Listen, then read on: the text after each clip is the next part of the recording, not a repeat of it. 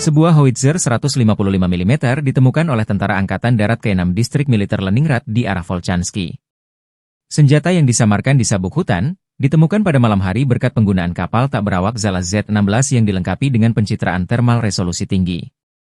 Kerja efektif para pengintai dan teknologi transmisi video dan koordinat target secara terus-menerus dari UAV ke darat memungkinkan pengambilan keputusan dengan cepat mengenai dampak kebakaran. Howitzer M777 dihancurkan oleh serangan langsung dari Lancet. Demikian keterangan resmi video Zala.